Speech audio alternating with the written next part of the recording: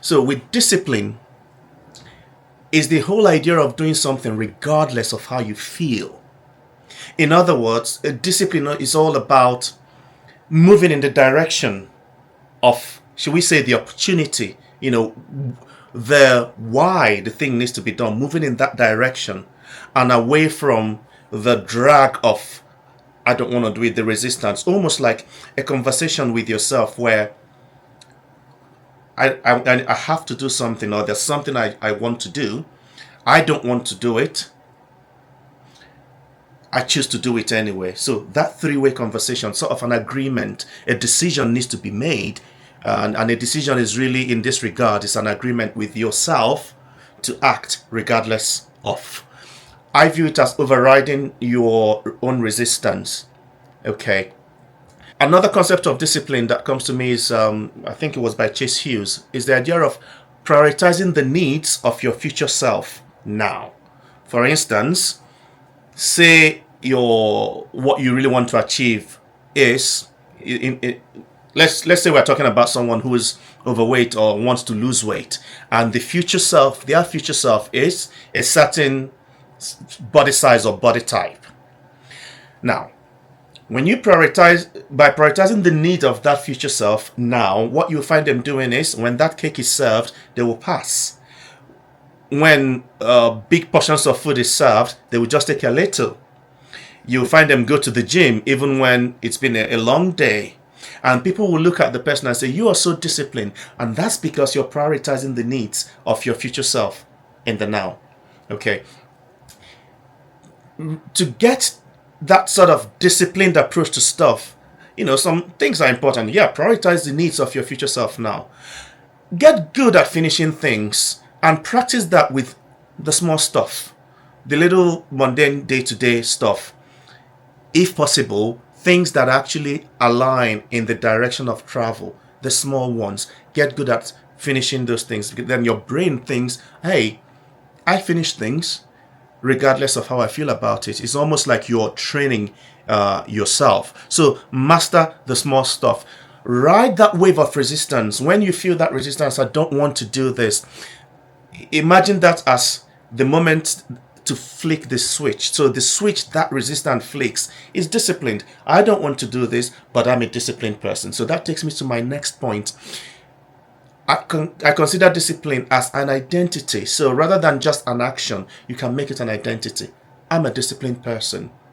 When you look at yourself as, I'm a disciplined person, and of course you back this up with some evidence which can come from the small stuff, as I said. So when the resistance comes, you remind yourself, I'm a disciplined person. I know how to override the resistance. I enjoy overriding the resistance. It's not about how I feel. It's about the fact that I'm a disciplined person, and you go in that direction. Okay. So in your head, really go to flick that switch. 5, 4, 3, 2, 1. We flick the switch, and that switch means we're doing it. Okay. People often say to me, Ben, you're so disciplined, because my story really is one of moving along the path of doing different things, and the things that I get into them and really learn them. And so when people say, how do you master things, so many things, so easily? You are very disciplined. And in my mind, I laugh, because the word is not easily to me at all. It's just that I have cultivated the habit of not giving up.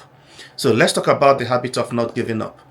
You see, when you don't do what you need to do, or what you want to do, in other words, the opposite of discipline is really giving up, not doing it. And when you view these things as habits, then you get a sense of more control over them. So the habit of not giving up means just get good at not giving up by focusing on those smaller things initially, finishing them, seeing them through, not giving up on those, so that you add that to that identity of yours. I'm a disciplined person. What does that mean for you? So for me, being a disciplined person means not giving up. I'm good at the habit of not giving up. I'm good at the habit of getting to the next thing. I'm good at the habit of finishing what I start. I'm good at the habit of having that agreement with myself, the decision. It's all about decision, okay? And then the other thing to say, the other dimension of discipline, if you would, is, as I would say, know yourself. In other words, ensure that you're playing to your strength and not empowering your weakness to stop you. How does that work practically?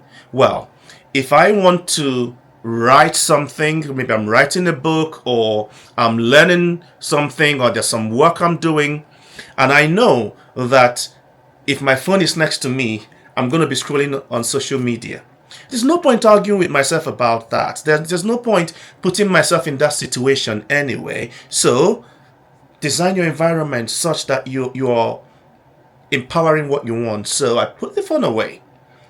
That's what that's common sense, isn't it? Because at that point, you are really being serious enough to say to yourself, this is what we're doing now. Basically, be an adult. I have to, this is the job that I'm choosing to do. This is something I have to do now. This will stop me and get in my way. So I'm not even going to bring it close, okay? You can't be disciplined with your diet if you keep buying the same chocolates and sweets and those things that you know are difficult for you to resist.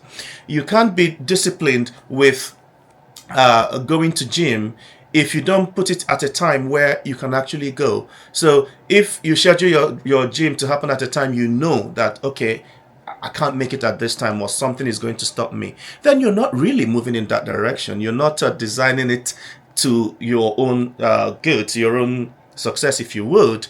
Okay, so that environment that you are in, where you want to do that, how is it helping you to achieve what you want to achieve? Okay, and I've talked about that override button. 5, 4, 3, 2, 1.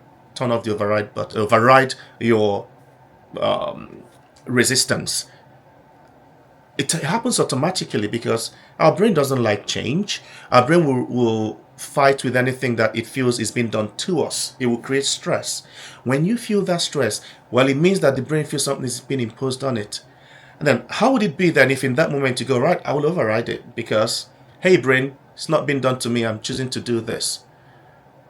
And then that's conversation, yeah? And it's not about what I feel, how I feel now about not doing it.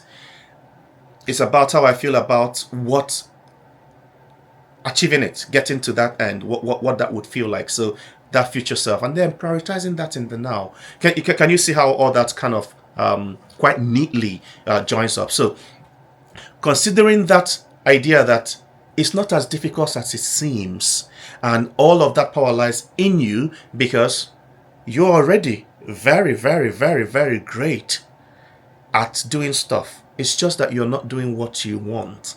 And that is because you haven't realized that it's actually as easy to just transfer that skill to do what you want. Okay. I hope that helps.